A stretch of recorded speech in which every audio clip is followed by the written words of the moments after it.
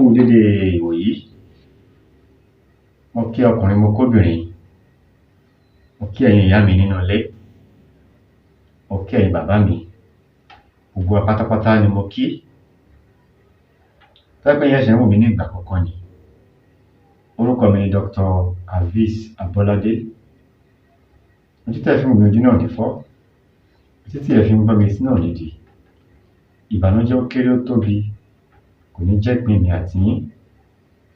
Ọlọ́run kó wá wọlé àánú oṣù àánú, oṣù àlùbáríkà tí a wà yìí, àti àánú àti àlùbáríkà yóò jẹ́ ìpín wa.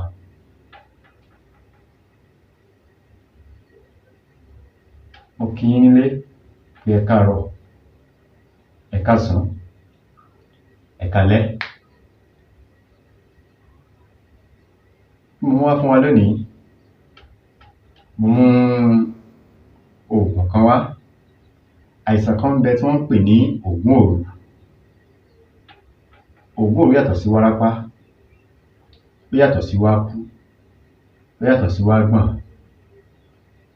Ògún òru yìí, òru ló máa ń ki àwọn tó bá ń ṣe mọ́lẹ̀. Tó bá kì wọ́n mọ́lẹ̀ lóru, wọ́n ó pariwo wá látojú oorun, wọ́n á máa nara pàpàpàpà. Eegun ara wọn ó di double ni.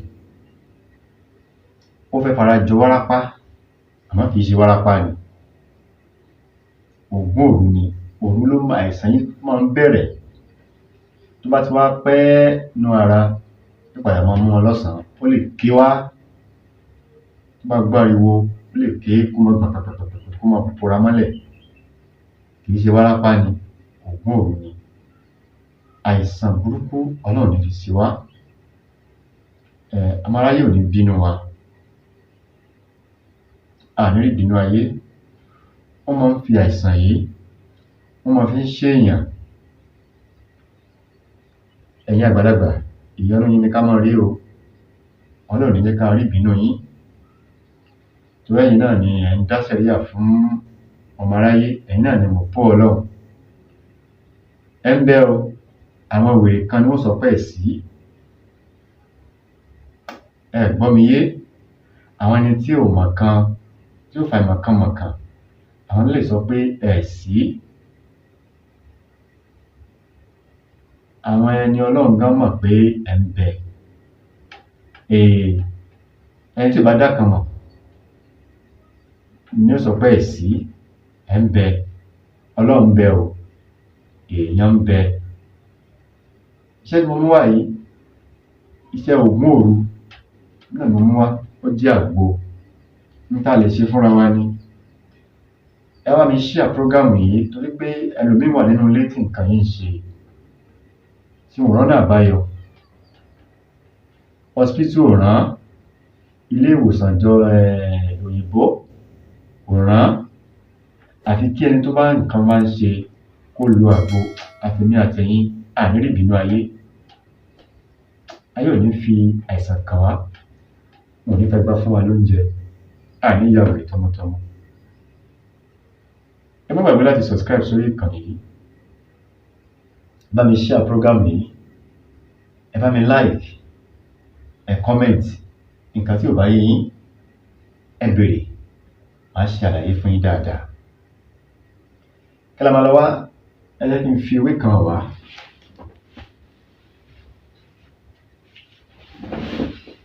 Ẹ wo ewé tó wà lọ́wọ́ mi.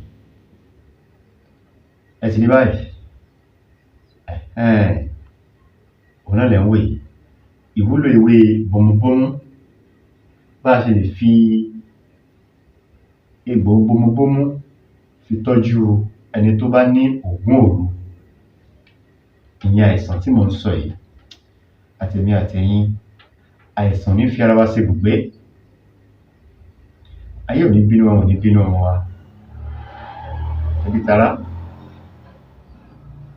ẹ dákun, babaláwo ló bá jẹ́ ni, oníṣègùn ni ẹni, pásítọ̀ ni ẹni àbí àfáà, ẹ̀yin ìyá wòlíì, ẹ̀yin ìyá àbíyè, ẹ̀yin ìyá Ọ̀ṣun, tó bá wo program yìí, ẹ dákun, ẹ bá mi share àwọn nǹkan tí mò ń ṣe yìí. Torí pé ọ̀pọ̀lọpọ̀ ẹlòmíì wà nínú ilé. Mo tún wá fẹ́ tọrọ gáfárà lọ́wọ́ ẹ̀yin àgbàlagbà tí ẹ wà nínú ilé.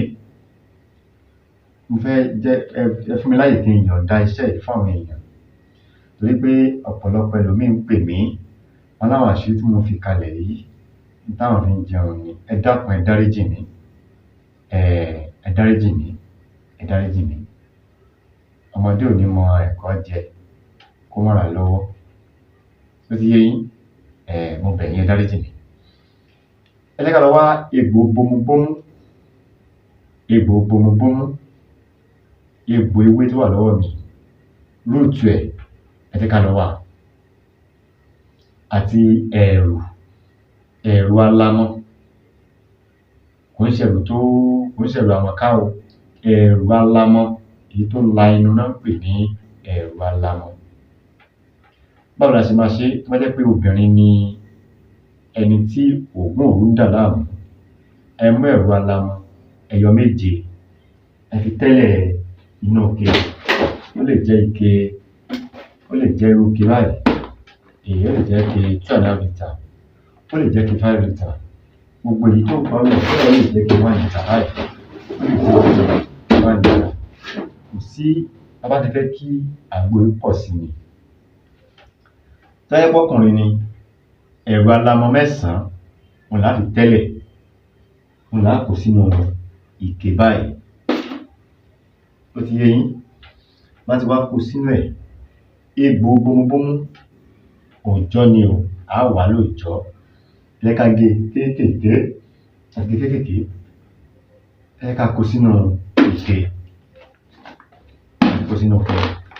bá ti wá kó sínú ike ìtàn ìtọ̀ ọmọ tí ò tí bàlágà ọmọ tí ò mọ ọkùnrin àbí ọmọ tí ò mọ obìnrin tó ti yé yín pàápàá jùlọ ìtọ̀ ọkùnrin ni ẹ jẹ́ ká lò ọmọ tí ò tí mọ pé kó tọ̀ ó ti yé yín tí ò tí mọ gbọ́kọ̀ lóko ọmọ yẹn ní wàá ìtọ̀ ẹ̀ láwàá gbà tí ó fi pọ̀ ìtọ̀ ẹ̀ láfi wá kí àgbo yìí tá a ti fi kì í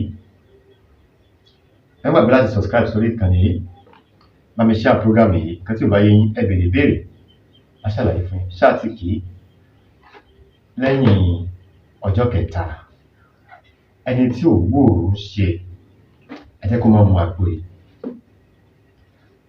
iṣẹ́ tí mo fi kalẹ̀ yìí ó dájú àmọ́ Elédùmarè ó dájú jùlọ ọlọ́run dákun bá mi fi kún fáyà kún ẹ̀ sí wíbẹ̀ jẹ́bẹ̀ tọ́lọ́run bá mi fi sí i àmọ́ babaláwo ló bá jẹ́ ni àfáà ní ẹni pásítọ̀ ní ẹni wòlíì èyíkéyìí tá a bá wò jẹ́ bá mi ṣí àṣẹ yìí kó lè jẹ́ fún ẹ má jẹ́ ká jẹ́ alánìkànjẹ àdánìkànjẹ torí ìwọ jẹ́ kémi jẹ tí mi bá fi àṣírí ilẹ̀ báwo ni wọ́n ṣe fẹ́ mọ̀ àwọn àbá tó bí wa n ò fi àwọn nǹkan ìṣàwọ fún wa ni lórí káwọn náà wọ́n filẹ̀ fún ẹ̀yin olólùfẹ́ mi mo dúpẹ́ lọ́wọ́ yín tí ẹ ti subscribe pátápátá mo dúpẹ́ lọ́wọ́ yín gáàsì tó wà lórí ṣìnáàpù yẹn ní kété ká máa fi lò ó àárọ̀ ọ̀sán alẹ́ ẹ̀mẹ́ta la máa lò ó mo dúpẹ́ lọ́wọ́ gbogbo yín ẹ̀yin tí ẹ̀ ń fún mi ní ẹ̀bùn ẹ̀yin tí ẹ̀ ń fún mi ní data ẹ̀yin tí ẹ̀ ń fún mi ní káàdì mo dúpẹ́ lọ́wọ́ gbogbo yín o ibi tí ẹ̀ ti ń mówó náà àpòsí ntolókun àpòsí ntolọ́sà àpò sásámùrà ò gbẹ àpò yín ò ní gbẹ ànírà àwọn owó ìbànújẹ́ ó kéré tóbi kò ní wọlé tọ̀ wá tẹ́pẹ́ yẹn ṣe ń wù mí nígbà kankan ní orúkọ mi Dr. Hafiz Abolade àníbi jù báyìí lọ lórí ètò yìí lónìí tó bá dìgbà míì màá tún mílé tó tún yàtọ̀ sí ilé ìwá ẹgbẹ́ ọ̀tún náà ni mo sọ fẹ́yìn lólùfẹ́ mi pé ẹ máa gbádùn mi láti gbádùn ara wa pẹ́pẹ́pẹ́ ọlọ́run ní fi kú tó yáwọ́ pa gbogbo wa báyìí ẹ gbádùn mi lórí ìkànnì yìí àwọn àṣírí ń bẹ lórí ìkànnì yìí tí mo sọ fún yín tó sì jẹ́ pé tested okay ni ẹ gbìyànjú ẹ̀ àgbo ògùn òru ẹ gbìyànjú ẹ̀ ẹ jẹ́ ká ṣe ajẹ́ fún wa bí idán Allah fún wa bí ọ̀rọ̀ ire o ó dìgbà kan náà.